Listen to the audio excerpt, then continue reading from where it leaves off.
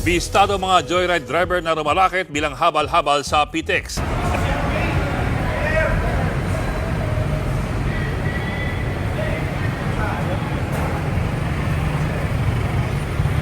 Kumbaga ginagawa natin to for checking. Kumbaga inuhuli natin yung mga hindi legit na joyride.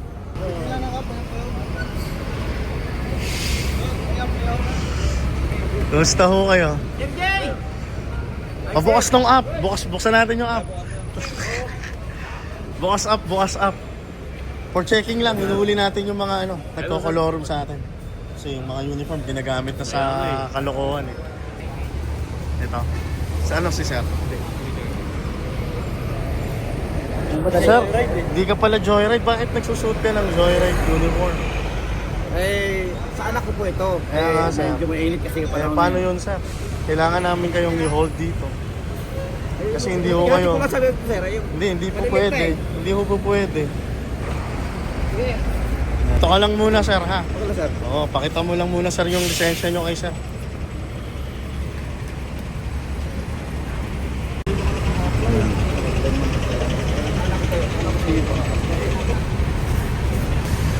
Oh, may nahuli na. Jay, may nahuli doon. Hindi legit joyride. Pucha pa. May pasahero pa.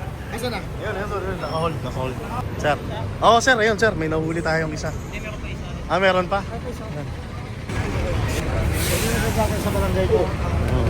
Sir, kayo. Nagsusuot ka lang, hindi ko pala member niya. Nako, Sir. Hindi pa pala joyride biker si Sir. So, dalawa. Nakasuot ka na. Kanino yan, sir? Nakakapari. Nakuha namin yung bike. Oo, nakuha ko yung biker guy. Hirap ka, boss. Yun ang grinding na. Member ka? Yan. Patingin nga ako, Sir, ng app mo, Sir.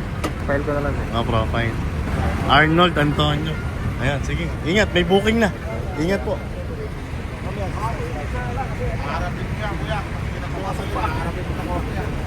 Sir, kanino nyo ho nakuha tong vest? Sa kaibigan ko po, sir. Sa? Kaibigan ko, nakiusap lang ako sa kanya na Hindi na lang kayo nag-apply as MC Taxi. Nag-apply ako siya sa Tipolo. Oo. Hindi ako makay. Oo. Tapos sabi, Hindi ka nag-try ulit para at least. Katry ako ulit siya. Wala. Bakit? Mali kasi yung paggamit mo ng ganito. Kilala mo nun. Bawal mo yan.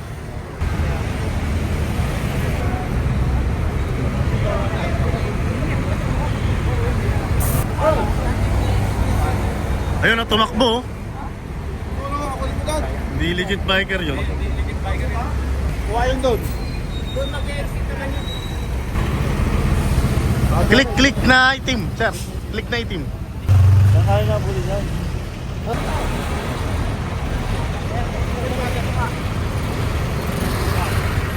Ingat po kayo. Ingat po. Thank you. Okay, thank you, sir. Thank you. Thank you. Guys, kumbaga ginagawa natin to para maalis na yung mga fake joyride. Kailangan niya. Oo, kailangan natin. Sige. Teka lang, sir. For checking lang, sir. Sa tingin nyo, maganda pa tong ginagawa nating operations? Di ba? Kumbaga para mawala na yung mawala yung gumagamit ng uniform natin. Hindi natin alam, criminal pala eh. Kanina sir, meron dito. Oo. Pagdating ko yung may sinakay na nakamaleta eh. Oo. Hindi nyo na Yun yung naharang. nakahubad kasi. Yan na nakano na. Hindi pala joyride biker. Kita mo? Nakasuot ng uniform pero hindi biker. Sir, mag-jersey ka, ha?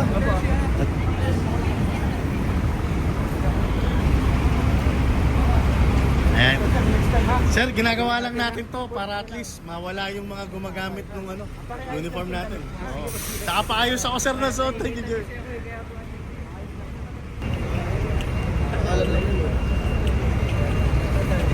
Ito po Wilson. Ingat po. Inyo lang dito ang ginagawa namin. Ayaw namin na mahaluan kayo ng mga pig. Ayun oh, di naka-uniform oh. Sir, pasensya lang sa bala. Sir, joyride po kayo? Ha? Ano ito, wala pa ko na. Pero may apply, sir? Ako meron. Meron, actually, meron sir. Oo, sir, patingin na lang muna, sir, for checking lang. Sir, pasensya lang sa bala. Gusto lang namin maging safe kayo. At talagang legit biker yung masasakyan.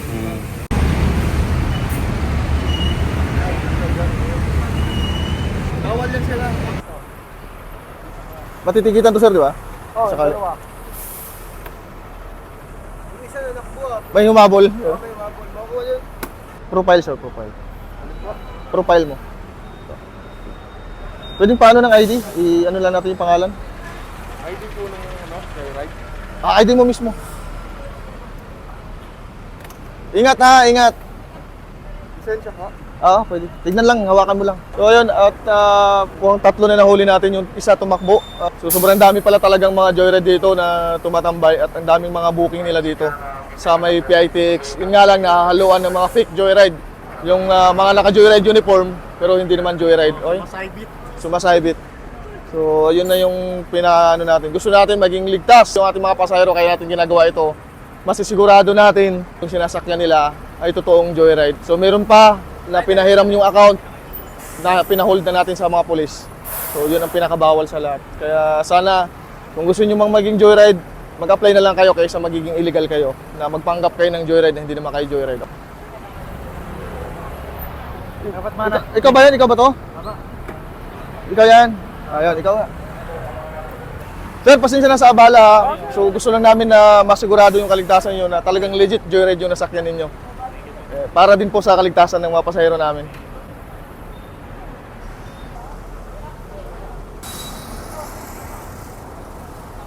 Yun po ang iiwasan sana natin, yung gumamit tayo ng joyride uniform kung hindi naman tayo activated sa joyride. At huwag tayong manglinlang ng mga customer. Kaya sana maging aware kayo at huwag na kayong mag-joyride uniform kung hindi naman kayo joyride talaga, okay?